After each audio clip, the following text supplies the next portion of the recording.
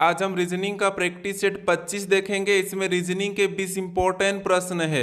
यदि आप SSC, railway या किसी भी स्टेट एग्जाम्स की तैयारी कर रहे हो तो ये प्रैक्टिस सेट आपके लिए काफ़ी इंपॉर्टेंट है, क्योंकि इस प्रैक्टिस सेट में जो प्रश्न दिए गए हैं उसी टाइप के प्रश्न आपकी परीक्षाओं में पूछे जाएंगे। तो चलिए हम शुरू करते हैं प्रश्न 1 से। हमारा पहला प्रश्न दिया है, प्रश्न कह रहा है कि नीचे दिए गए विकल्पों में से संबंधित संख्या को चुनिए। यानी जिस प्रकार यहाँ पर 356 से 45 लिखा है, हमें उसी प्रकार 152 का बताना है। ठीक है, तो सबसे पहले तो हम ये पता करेंगे कि यहाँ पर 356 से 45 कैसे लिखा है। ठीक है, तो देखिए जैसे अगर हम यहाँ पर देखिए पहली और लास्ट वाली संख्या को आपस में जोड़ देते हैं। ठीक है, यहाँ पर हम आपस में जोड़ देते हैं और बीच वाली संख्या 5 से गुणा करते हैं, तो यहाँ पर कितने हो जाएंगे आपस में जोड़ने पर 9, और इसका गुणा कर देंगे तो यहाँ पर कितने हो जाएंगे 9 पंजे 45 हो जाएंगे। ठीक है, और यहाँ पर देखिए 45 दिया है, तो इसी तरीके से क्या करेंगे, जिस तरीके से यहाँ पर 45 लिखा है, अगर इसी तरीके से हम क्या करेंगे पहली और लास्ट वाली संख्या को तो प्लस करेंगे। ठीक है, और प्लस करने के बाद जो बीच की संख्या उसके साथ गुणा करेंगे, तो बीच की संख्या हमारी 5 है और इसके साथ किसका गुणा करेंगे, तो इनको जोड़ने पर कितने हुए 3, अगर इसका गुणा करेंगे तो यहाँ पर कितने हो जाएंगे 3 पंजे 15, यानी जो प्रश्नवाचक चिन्ह दिया है यहाँ पर क्या हो जाएगा 15 हो जाएगा। ठीक है, तो ऑप्शन में देखिए 15 कहाँ पर है, तो ऑप्शन नंबर डी में दिया है, तो ऑप्शन नंबर डी हमारा यहाँ पर सही जवाब होगा। ठीक है, अब चलिए हम बढ़ते हैं प्रश्न 2 पे। अब दूसरे नंबर का प्रश्न दिया है, प्रश्न कह रहा है कि नीचे दी गई श्रृंखला श्रेणी में प्रश्नवाचक चिन्ह के स्थान पर कौन सी संख्या आएगी। यानी यहाँ पर हम एक श्रृंखला श्रेणी दी है, ठीक है, वो भी समूह में है, तो यहाँ पर अगली जो दो प्रश्नवाचक चिन्ह दिए यहाँ पर कौन सी संख्या आएगी ये हमें बताना है। ठीक है, तो देखिए हमें क्या करना है, सबसे पहले यहाँ पर ये देखना है कि ये संख्या कैसे लिखी गई है। ठीक है, तो देखिए यहाँ पर हम क्या करते हैं, जब भी श्रृंखला के प्रश्नों को सोल्व करते हैं तो एक एक संख्या को देखते हैं। ठीक है, या फिर हम समूह को भी देख सकते हैं, लेकिन यहाँ पर देखिए 3 से यहाँ पर 6 लिखा है मतलब 3 का डबल, फिर यहाँ पर देखिए 6 से 12 लिखा है मतलब 6 का डबल, फिर 12 से यहाँ पर 24 लिखा है मतलब 12 का डबल, तो यहाँ पर अगला कौन सा हो जाएगा, यहाँ पर 24 का डबल, यानी 24 का डबल कितना होता है 48 होता है, तो 48 यहाँ पर हो जाएगा। ठीक है, तो ऑप्शन देखिए डी वाला तो हमारा नहीं होगा और ऑप्शन ए वाला भी नहीं होगा। अब हम दूसरी संख्या को देखेंगे, तो दूसरी संख्या देखिए 9 से यहाँ पर क्या लिखा है 12 लिखा है मतलब 3 को जोड़ा गया है। ठीक है, फिर देखिए 12 से यहाँ पर 15 लिखा है तो इसमें भी 3 को जोड़ा गया है, और 15 से यहाँ पर 18 लिखा है मतलब यहाँ पर भी 3 को जोड़ा है। तो अगर अगली संख्या अगर हमको बताना है तो यहाँ पर भी 3 जोड़ देंगे 18 में, तो यहाँ पर क्या हो जाएगा, यहाँ पर 21 हो जाएगा। ठीक है, यानी यहाँ पर ये वाला हमारा समूह कौन सा बनेगा, तो यहाँ पर हमारा बनेगा 48 अनुपात क्या बनेगा 21 बनेगा। तो ये ऑप्शन में देखिए कहाँ पर है, तो ऑप्शन नंबर हमें यहाँ पर देखिए बी में दिया है, तो ऑप्शन नंबर बी हमारा यहाँ पर सही जवाब होगा। अब चलिए हम बढ़ते हैं प्रश्न 3 पे। अब तीसरे नंबर का प्रश्न दिया है, प्रश्न क्या कह रहा है देखिए, प्रश्न कह रहा है कि उस वेन आरेख का चयन करें जो दिए गए वर्गों के बीच संबंध को दर्शाता है।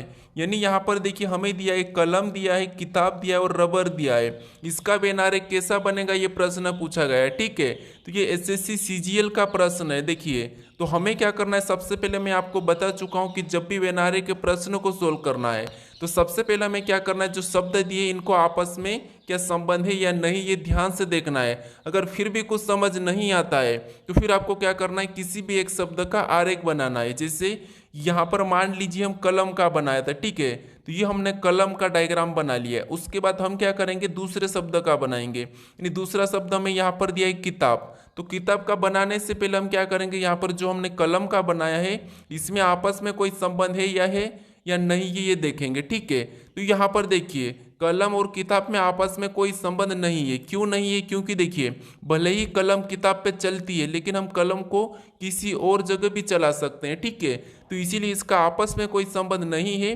तो इसका डायग्राम भी क्या बनेगा, अलग बनेगा। तो अलग मतलब यहाँ पर बना लेते हैं। ठीक है, उसके बाद अब क्या करेंगे, हम तीसरे शब्द का बनाएंगे, यानी कि तीसरा शब्द हमें रबर दिया है, तो रबर का बनाने से पहले इन दो शब्दों से आपस में कोई संबंध है या नहीं है ये चेक करते हैं। तो यहाँ पर देखिए रबर का किताब से तो कोई संबंध नहीं है और कलम से भी कोई संबंध नहीं है, ठीक है।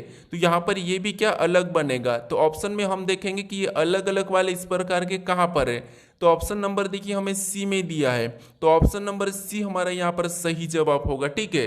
अब चलिए हम बढ़ते हैं प्रश्न 4 पे।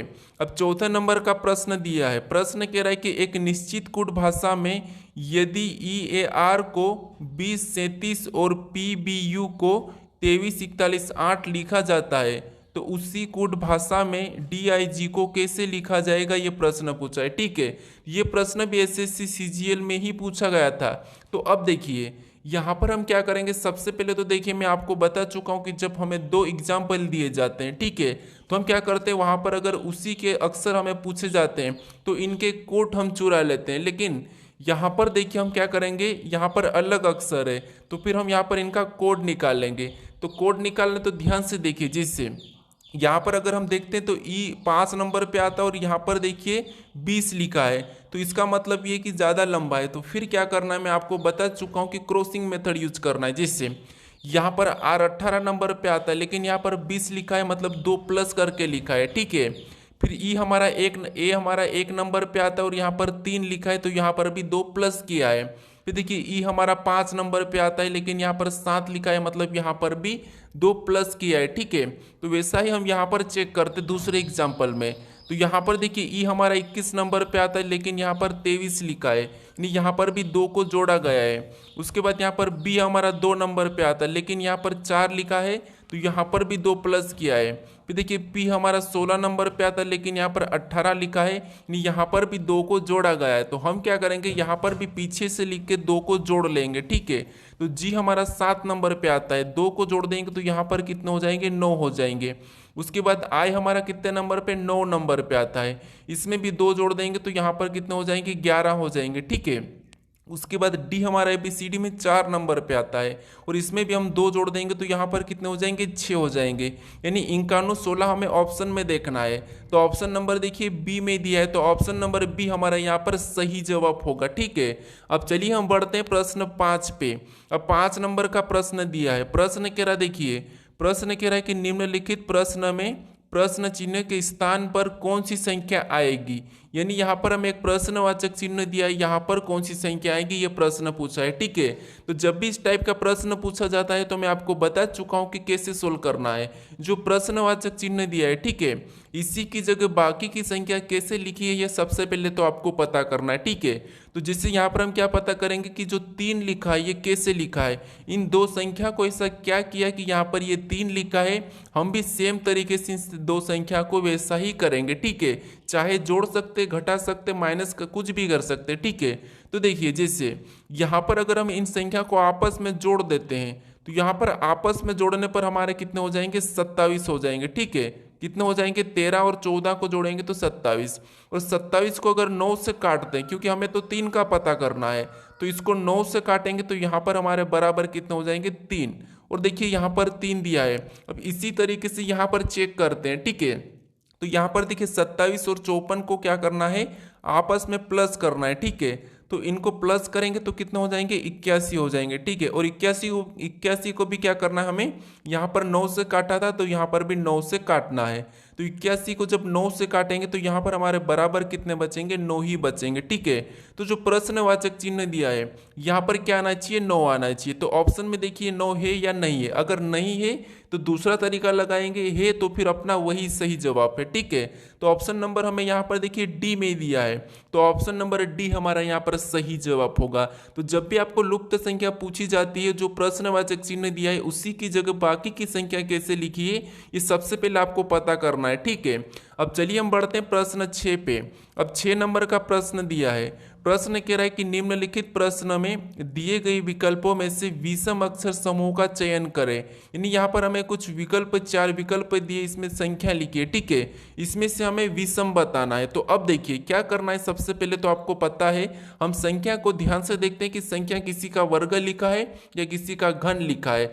अगर संख्या बड़ी हो तो फिर आपस में उसको क्या करना है, जोड़ के देखना है। तो जैसे यहाँ पर देखिए इनको अगर हम आपस में जोड़ते हैं तो 4 और 2 6, और 6 में 6 को जोड़ेंगे तो यहाँ पर टोटल कितने हो रहे हैं हमारे 12 हो रहे हैं, ठीक है, इनको जोड़ने पर। उसी तरीके से यहाँ पर 6 और 6 को जोड़ेंगे तो 12, और 12 में 4 को जोड़ेंगे तो यहाँ पर कितने हो रहे हैं 16 हो रहे हैं, ठीक है। फिर देखिए उसके बाद यहाँ पर 2 और 3 को जोड़ेंगे तो 5, 5 में 8 को जोड़ेंगे तो यहाँ पर कितने हो रहे 13 हो रहे, ठीक है, कितने 13। उसके बाद यहाँ पर देखिए ऑप्शन डी, 3 और यहाँ पर 8 को जोड़ेंगे तो 11, 11 में 7 जोड़ेंगे तो यहाँ पर कितने हो रहे 18 हो रहे। अब देखिए हमें क्या कहा था कि विषम का चयन करें, यानी कि अलग बताना है। तो यहाँ पर अलग हम कौन सा बताएंगे, कैसे बताएंगे, तो देखिए जैसे यहाँ पर हमारे एक संख्या हमें दिखी जो कि है 13, ये 13 जो है, ठीक है, ये क्या एक विषम संख्या भी है और अभाज्य संख्या भी है, तो यही हमारी क्या हो जाएगी, विषम हो जाएगी, ठीक है, क्या हो जाएगी, विषम। तो ऑप्शन नंबर हमारा कौन सा यहाँ पर सी वाला अलग होगा, यानी ऑप्शन नंबर सी ही हमारा यहाँ पर सही जवाब होगा, ठीक है। तो जब भी आपको संख्या बड़ी दे और वहां पर अगर वर्ग घन किसी का न हो तो फिर आपको क्या करना है, वहां पर जोड़ के देखना है, तो आपका ऑटोमेटिक आंसर निकलेगा। अब चलिए हम बढ़ते हैं प्रश्न 7 पे। अब 7 नंबर का प्रश्न दिया है, प्रश्न कह रहा है कि नीचे दी गई अक्षर श्रृंखला श्रेणी में रिक्त स्थान को पूर्ण कीजिए, यानी यहाँ पर हमें अक्षर दिए हैं और कुछ रिक्त स्थान भी है, ठीक है। यहाँ पर हमें किन अक्षर को भरे कि हमारी ये अक्षर श्रृंखला पूरी हो। तो देखिए इस टाइप के जब भी प्रश्न पूछे जाते हैं तो मैं आपको बताया था कि उनको काउंट करना है या फिर 3-4 में भाग करना है, ठीक है। तो जिससे यहाँ पर हम गिन लेते हैं 1 2 3 4 5 6 7 8 9 10 11 12, टोटल हमारे कितने हो रहे 12 हो रहे, ठीक है। मतलब हम 3 में भी काट सकते, 4 में भी काट सकते। अब देखिए एक बार हम क्या करते हैं 4-4 में इसको अलग करके देख लेते हैं, ठीक है, अगर जोड़ा बनता है तो फिर सही हो जाएगा। तो ये हमने 4-4 में अलग किया। अब देखिए यहाँ पर हम क्या करेंगे, सी से पहले कौन सा है वो देखेंगे। तो यहाँ पर देखिए सी के बाद कौन है, एफ है, मतलब यहाँ पर हम एफ को भर लेंगे, ठीक है। यहाँ पर किसको भरेंगे, एफ को। अब हमें क्या देखना है, एफ के बाद हमारा यहाँ पर बी बन रहा है, ठीक है, और यहाँ पर भी एफ के बाद बी है। लेकिन अब यहाँ पर देखिए बी से यहाँ पर सी से पहले हमें बताना है, तो यहाँ पर देखिए जो डी दिया है, ठीक है, यहाँ पर एफ से पहले क्या हो जाएगा, तो यहाँ पर आप कहोगे एफ से पहले यहाँ पर क्या हो जाएगा, सी हो जाएगा। अब जो हमने जो जोड़ा बनाया, ठीक है, यहाँ पर कौन सा जोड़ा बना है, तो यहाँ पर बी डी सी एफ, तो यहाँ पर भी कौन सा बनेगा, बी डी सी एफ का ही बनेगा, ठीक है, और यहाँ पर भी बी डी सी एफ का ही बनेगा। तो ये देखिए अब जोड़ा हमारा कौन सा बना है, बी डी सी एफ, यहाँ पर भी बी डी सी एफ, यहाँ पर भी बी डी सी एफ। अब हमने कौन कौन से अक्षर को भरे वो देखेंगे। तो सबसे पहले तो हमने बी को भरा, फिर हमने डी को भरा, फिर वापस हमने डी को भरा, फिर हमने एफ को भरा, फिर हमने सी को भरा। तो ऑप्शन में देखिए ये वाला कहाँ पर है, तो ऑप्शन नंबर हमारा यहाँ पर देखिए ए में दिया है, ठीक है। तो ऑप्शन नंबर ए हमारा यहाँ पर सही जवाब होगा। अब चलिए हम बढ़ते हैं प्रश्न 8 पे। 8 नंबर का प्रश्न दिया है, प्रश्न क्या कह रहा है, देखिए प्रश्न कह रहा है कि नीचे दिए गए विकल्पों में से संबंधित अक्षर को चुनिए। यानी दोस्तों यहाँ पर देखिए एनोलॉजी का ही प्रश्न है, एनोलॉजी में नंबर एनोलॉजी भी पूछी जाती है, जो कि मैंने पहले नंबर प्रश्न में बताया हूँ, ठीक है। आपको अक्सर एनोलॉजी भी दी जाती है, ठीक है, तो इसीलिए मैं दोनों प्रकार के प्रश्न दिया, वो शब्द एनोलॉजी भी दी जाती है, ठीक है।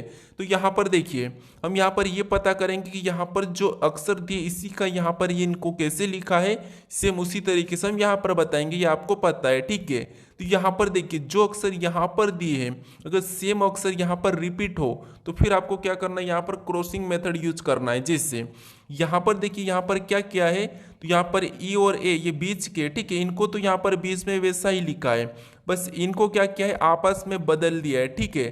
तो हम क्या करेंगे सेम तरीके से जो यू और जे है, ठीक है, इसको तो हम क्या करेंगे यहाँ पर वैसा ही लिख लेंगे, ठीक है, यहाँ पर वैसा ही लिखेंगे, बस हमें इनको आपस में बदलना है। तो यू जो पहले हो जाएगा और जो जे आगे ये पीछे हो जाएगा। अब हमारा यहाँ पर कैसा जोड़ा बना है समूह, तो यहाँ पर यू यू जे जे, तो ऑप्शन में देखिए यू यू जे जे कहाँ पर है, तो ऑप्शन नंबर हमें यहाँ पर देखिए डी में दिया है, तो ऑप्शन नंबर डी हमारा यहाँ पर सही जवाब हो जाएगा, ठीक है। अब चलिए हम बढ़ते हैं प्रश्न 9 पे।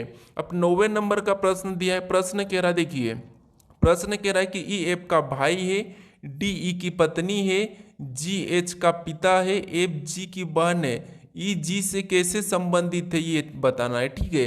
तो ये हमारा ब्लड रिलेशन का प्रश्न है। या ब्लड रिलेशन के प्रश्न को तो सोल्व करते आपको आता ही होगा, अगर नहीं आता तो थोड़ा सा समझिए, आपको पता है ये आप स्वयं हो, ठीक है। अगर आपसे कोई बड़ा हो, अगर आपका पिता कहा तो आप उसे ऊपर लिखोगे। अब ऊपर क्यों लिखोगे, क्योंकि वो आपका पिता और आपसे बड़ा है। जो अपने से बड़ा उसे ऊपर लिखना है, अगर आपका पुत्र हो तो आपसे छोटा उसे नीचे लिखना है। ठीक है, ये तरीका है। अब देखिए प्रश्न कह रहा है कि ई एफ का भाई है। अब भाई तो अपने पास ही रहे, तो यहाँ पर क्या है, ई एफ का भाई है।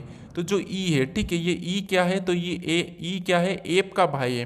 तो एफ इसी के पास आ जाएगा और भाई है तो हम इसको प्लस चिन्ह लगा दे। तो आप समझने के लिए कुछ भी लगा सकते हैं कि पुरुष है कि महिला है। ठीक है, तो ये क्या है, ई एफ का भाई है। उसके बाद आगे कह रहा है कि डी ई की पत्नी है।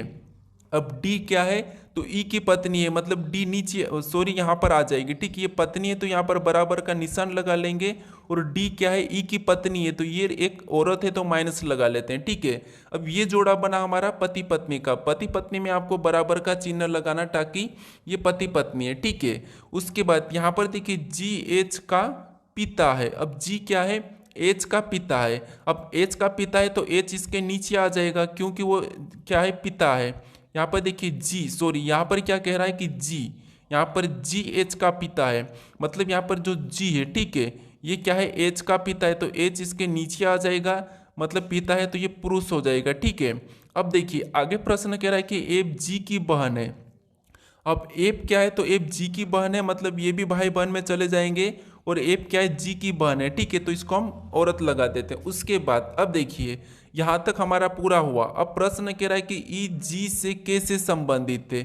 अब देखिए दोस्तों, आपको ये भी आता है कि आप इस टाइप का भी चित्र बना लेते हो, इस टाइप का आप सब समीकरण बना के समझ लेते हो। ठीक है, लेकिन एक बात ये कि आप लास्ट में उसका जवाब देना नहीं बता पाते सही। ठीक है, आप कैसे बताते कि यहाँ पर देखिए ई जी से कैसे संबंधित थे। तो यहाँ पर आपको क्या करना है, जब भी जहाँ पर से लगता है उससे उल्टा बताना है। जैसे जी का ई क्या लगेगा, ठीक है, जी का ई क्या लगेगा, तो यहाँ पर देखिए जी का ई क्या लगेगा, तो यहाँ पर जी का ई क्या लगेगा, तो आप कहोगे यहाँ पर ई का ये भाई है तो ये भी इसका भाई है। ठीक है, तो यहाँ पर ये क्या लगेगा, भाई लगेगा। तो ऑप्शन में देखिए जी का ई क्या लगेगा, भाई लगेगा। तो ऑप्शन नंबर हमारा यहाँ पर ए वाला सही जवाब होगा। ठीक है, तो आपको यहाँ पर क्या करना, जहाँ भी से लगा वहाँ से उल्टा बताना है। अब चलिए हम बढ़ते हैं प्रश्न 10 पे। अब 10 नंबर का प्रश्न दिया है। प्रश्न कह रहा है कि यदि ए का अर्थ प्लस है और बी का अर्थ गुणा है और सी का अर्थ माइनस है और डी का अर्थ भागित है, तो निम्नलिखित व्यंजक का मान क्या होगा। यानी हमारा ये मैथमेटिकल ऑपरेशन का क्वेश्चन है। ठीक है, यानी कि गणितीय संक्रियाएं। तो आपको क्या करना है, जब भी ऐसे प्रश्न पूछे जाते हैं तो जो हमें यहाँ पर देखिए अक्षर दिए, ठीक है, ये हमारे अक्षर है, इनमें आपको उन चिन्हों को रखना है जो कहा गया है। ठीक है, तो जैसे यहाँ पर देखिए सबसे पहले हम क्या करेंगे, 50 को ले लेते हैं। ठीक है, और 50 के बाद कौन सा चिन्ह यहाँ पर दिया है, अक्षर हमें यहाँ पर ए दिया है। और यहाँ पर देखिए ए का अर्थ क्या कहा, प्लस कहा, तो यहाँ पर हम क्या करेंगे, प्लस का चिन्ह लगा लेंगे। उसके बाद हम अगली संख्या क्या लिखेंगे, 86 को वैसा ही लिख लेंगे। ठीक है, फिर देखिए यहाँ पर हमें अगला और क्या मिला, सी मिला। और यहाँ पर देखिए सी का अर्थ क्या कहा, माइनस कहा, तो हम यहाँ पर माइनस लगाएंगे और अगली संख्या 40 को वैसा ही लिख लेंगे। ठीक है, फिर देखिए फिर आपस में और संख्या हमें मिली, यहाँ पर क्या दिया है, अक्षर दिया है डी, और डी का अर्थ यहाँ पर क्या है, भागित, तो यहाँ पर हम क्या करेंगे, भागित का चिन्ह लगा लेंगे और अगली संख्या लिखेंगे 10 को। ठीक है, वैसा ही और भी हमें यहाँ पर अक्षर मिला जो कि बी है, और यहाँ पर बी का अर्थ गुणा का, तो हम गुणे का चिन्ह लगा के यहाँ पर अगली संख्या 5 को वैसा ही लिख लेंगे। ठीक है, अब क्या करेंगे, हम बोर्ड मास रूल पे इसे सोल्व करेंगे। तो अब देखिए आपको तो पता ही, देखिए जैसे 50 तो वैसा ही रहेगा। ठीक है, ये प्लस वाला तो पहले नहीं सोल्व कर सकते, तो ये तो वैसा ही रहेगा, माइनस भी वैसा ही रहेगा। सबसे पहले यहाँ पर भागित सोल्व हो जाएगा, तो यहाँ पर भाग देंगे तो यहाँ पर कितने बचेंगे, 4, और गुणे का भी वैसा ही रहेगा। ठीक है, तो इसके बाद हम गुणा भी कर सकते, तो यहाँ पर मैं सीधे क्या कर दूँ, 4 पंजे 20 कर लेता हूँ। ठीक है, क्योंकि उसके बाद गुणा ही करना है, तो ये 4 पंजे 20 हो गया। फिर देखिए उसके बाद हमें क्या करना है, इसको प्लस कर लेना है। तो यहाँ पर देखिए 50 और 86 को प्लस करेंगे तो यहाँ पर हमारा कितने हो जाएंगे, 6, और यहाँ पर 8 5 13, मतलब 136 हो जाएंगे। ठीक है, और माइनस क्या आ जाएगा, यहाँ पर 20 हो जाएगा। ठीक है, अब इसे सोल्व करेंगे, यहाँ पर 136 में से 20 को माइनस करेंगे तो यहाँ पर कितने बचेंगे, 116 बचेंगे। ठीक है, कितने बचेंगे, 116। तो ऑप्शन में देखिए क्या 116 है या नहीं है, तो ऑप्शन नंबर हमें यहाँ पर देखिए सी में दिया है, तो ऑप्शन नंबर सी हमारा यहाँ पर सही जवाब होगा। अब चलिए हम बढ़ते हैं प्रश्न 11 पे। अब 11 नंबर का प्रश्न दिया है। प्रश्न कह रहा है कि निम्नलिखित शब्दों को एक तर्कपूर्ण और अर्थपूर्ण क्रम में व्यवस्थित करें।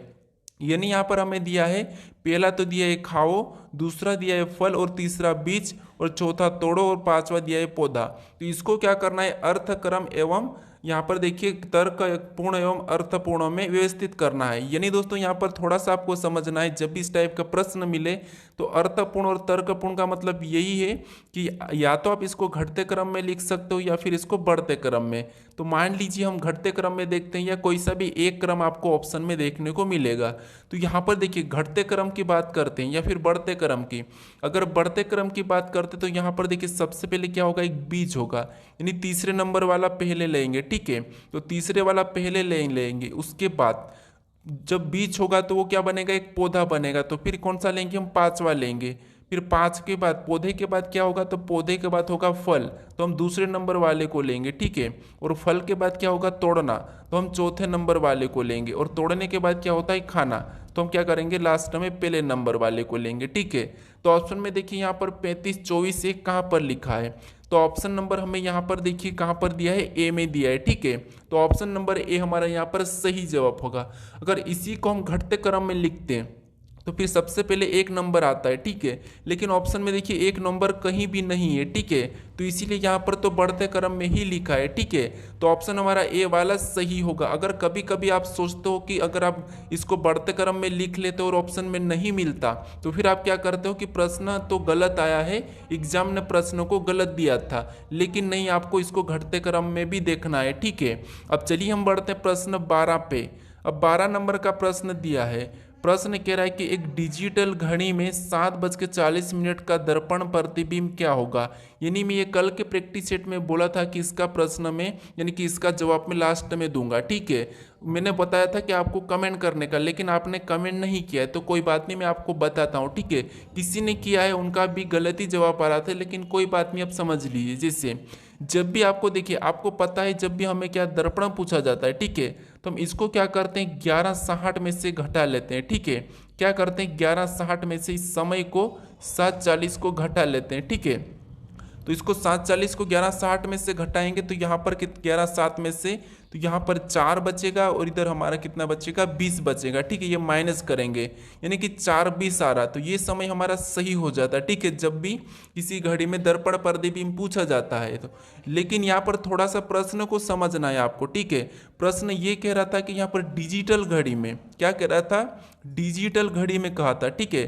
तो डिजिटल घड़ी में कोई सुई नहीं होती है, ठीक है। तो इसलिए यहाँ पर कि दर्पण प्रतिबिंब भी नहीं बनेगा, यानी कि ज्ञात नहीं किया जा सकता, क्योंकि डिजिटल घड़ी में कोई सुई नहीं होती है, तो वहां पर दर्पण बिंब का कोई ज्ञात नहीं किया जा सकता। इसीलिए जो ऑप्शन आपने बी वाला लगा रहे थे, ठीक है, ये तो गलत हो जाएगा, क्योंकि यहाँ पर डिजिटल घड़ी कहा था। तो इसीलिए इसका सही जवाब होगा यहाँ पर ज्ञात नहीं किया जाता, ठीक है, ज्ञात नहीं किया जा सकता। तो इस टाइप के भी प्रश्न पूछे जाते हैं।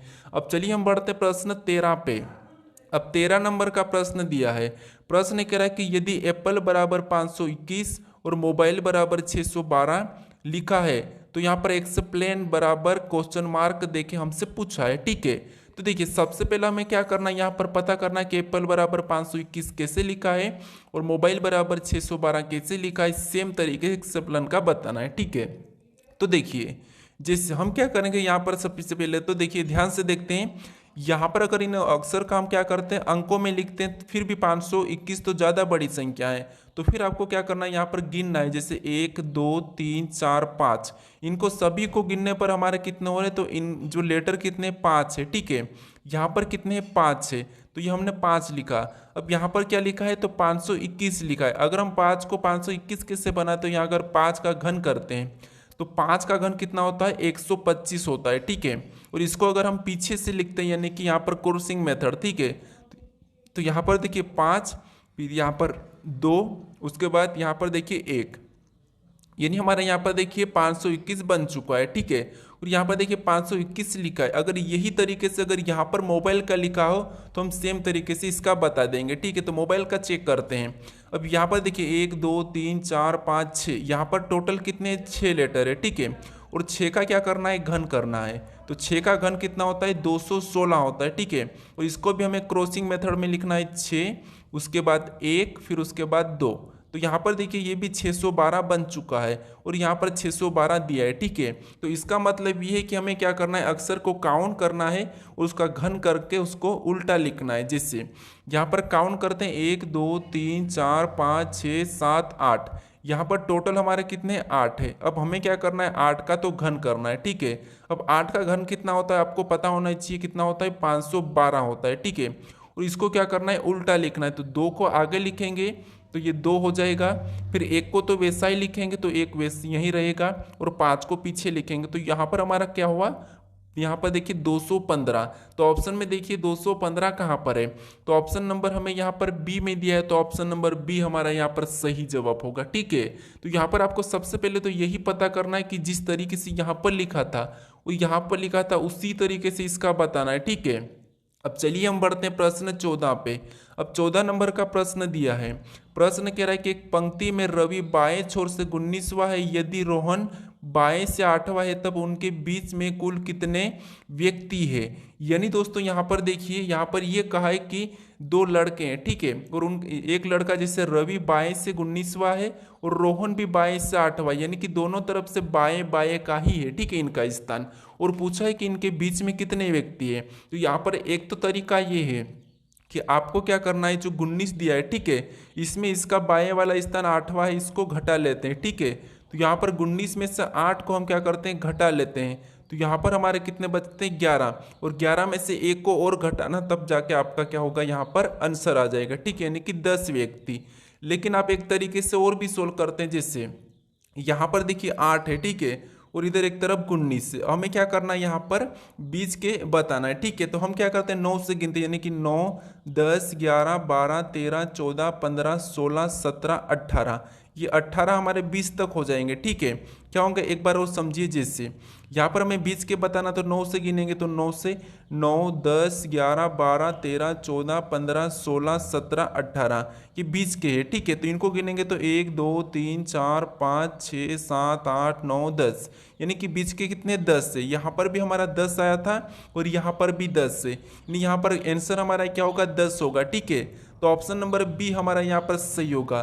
तो आपको क्या करना है, जब भी घटाना है तो छोड़ देखना है कि यहाँ पर भी बाएं दिया है और यहाँ पर भी बाएं दिया है, तो फिर आपको क्या करना है, यहाँ पर भी घटा लेना और फिर एक को और घटाना है, ठीक है। अब चलिए हम बढ़ते हैं प्रश्न 15 पे। अब 15 नंबर का प्रश्न दिया है। प्रश्न कह रहा है कि नीचे दिए घन आकृति से कौन सा विकल्प दिखाई देगा। यानी दोस्तों यहाँ पर आपको ये करना है कि जो हमें एक घन दिया है, ठीक है, ये ओपन पासा है, यानी कि खुला पासा है, ठीक है। कल मैंने आपको बताया था कि पासे को कैसे खोलते हैं, तो आज मैं यहाँ पर सिखाऊंगा कि पासे को बंद कैसे करना है, ठीक है। तो यहाँ पर देखिए, जब भी हमें खुला पासा दिया जाता है तो ये तो आपको पता है कि यहाँ पर इसके विपरीत कैसे देखते हैं, ठीक है। जिससे यहाँ पर देखिए 22 का विपरीत क्या हो जाएगा, 44 हो जाएगा, ये आपको पता है, इसका विपरीत बताते आता होगा, ठीक है। और 66 का यहाँ पर 33 और 11 का यहाँ पर 55 हो जाएगा। ये जितने भी है ये एक दूसरे के विपरीत है, ठीक है। और आपको ये भी पता होगा कि जो विपरीत है ये एक साथ नहीं दिखाई देते हैं, पासे पे जब भी विपरीत एक साथ नहीं दिखाई देते हैं, ठीक है। तो यहाँ पर देखिए ऑप्शन ए को चेक करते हैं, तो यहाँ पर 22 और 44 एक साथ दिखाई दे रहे, जबकि ये क्या है, एक दूसरे के विपरीत है।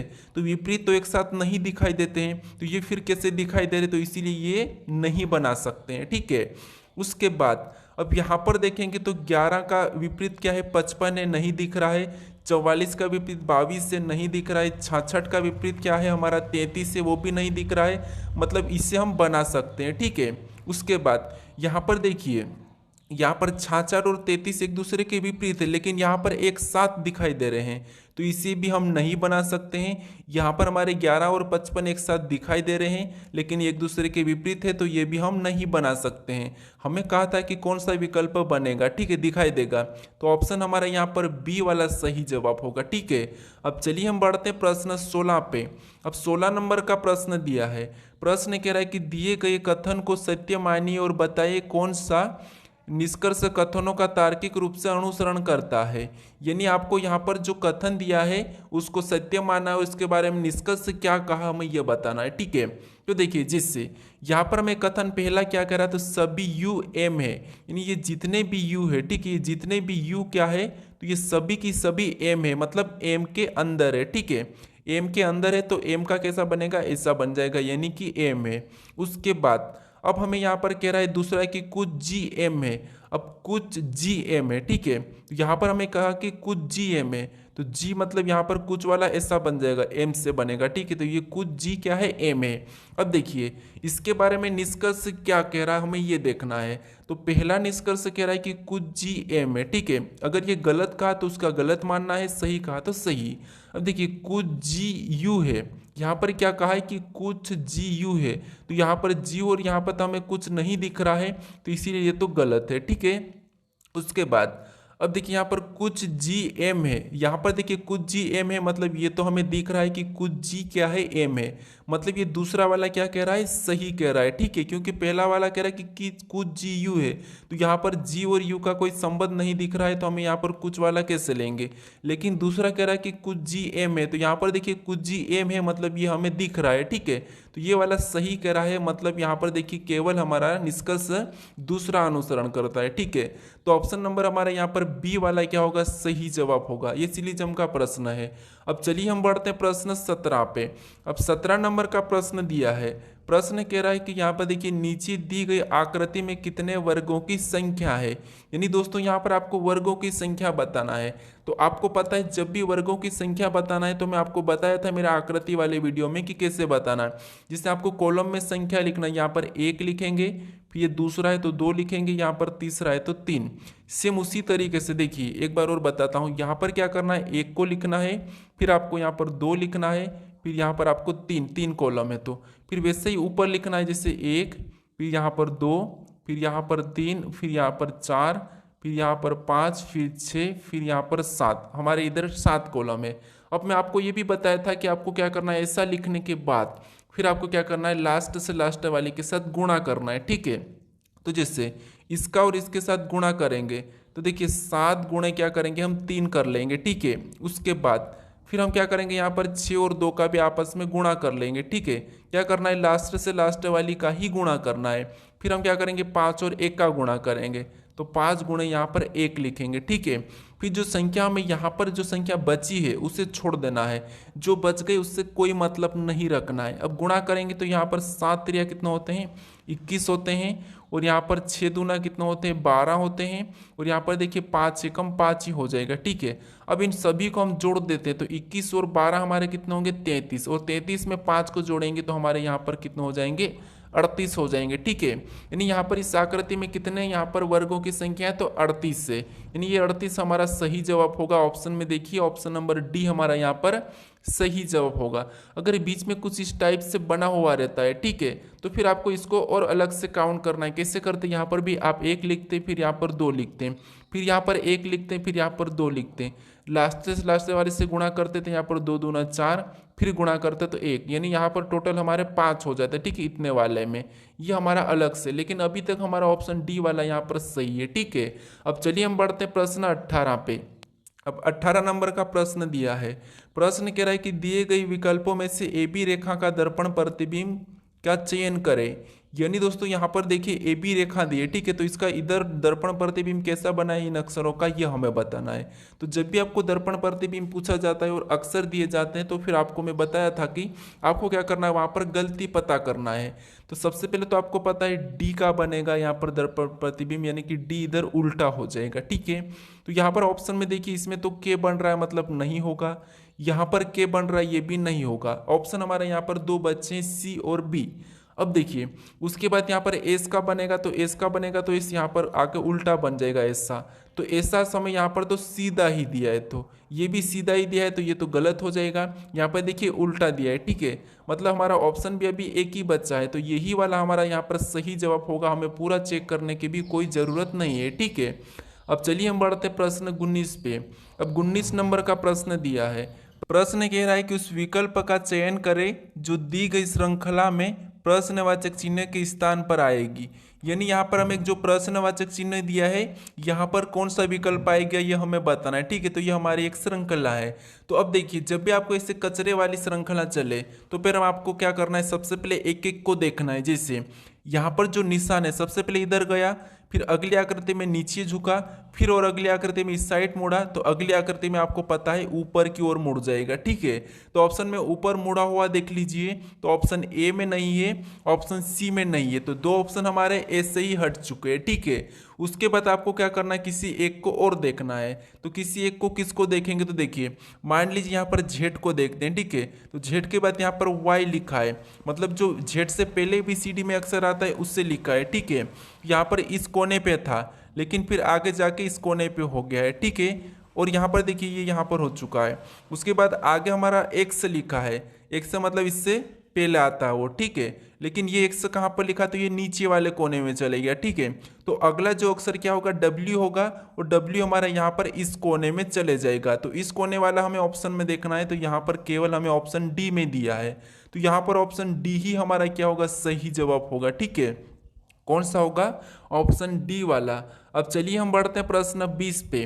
अब 20 नंबर का प्रश्न दिया है। प्रश्न क्या कह रहा है, देखिए प्रश्न कह रहा है कि वह विकल्प का चयन करें जो प्रस्तुत चित्र में अंतर्निहित है, घुमाने की अनुमति नहीं है। अब ये तो आपको पता है गर्मी की मौसम है। ठीक है, तो यहाँ पर जो आकृति दी है, तो किसकी आकृति आपको पता है, कुल्फी की है। ठीक है, और इस आकृति जो बनी है, ठीक है, इस आकृति में कौन सा भाग ऐसा है जो यहाँ पर विकल्प में दिया है। ठीक है, वैसा की वैसा आपको विकल्प में चेक करना है। क्या करना है, जो यहाँ पर जो आकृति बनी इसमें से कौन सा एक भाग है जो विकल्प में है, ये आपको बताना है। ठीक है, लेकिन घुमाने की अनुमति नहीं है। तो ये मुझे कमेंट करके बताइएगा। हर बार की तरह मैं आपको पूछता हूँ कि 20 नंबर प्रश्न का मुझे सही जवाब दीजिए। ठीक है, तो यहाँ पर आप इसका सही जवाब मुझे बताइए। अगर आप इस चैनल को अभी तक सब्सक्राइब नहीं कर रहे हो तो इस यहाँ पर इस लोगो पर क्लिक करके चैनल को जरूर सब्सक्राइब कर लीजिएगा। ठीक है, अगर आप इससे पहले वाले वीडियो को नहीं देखे तो यहाँ पर इस वीडियो पर क्लिक करके पहले वाले पार्ट को भी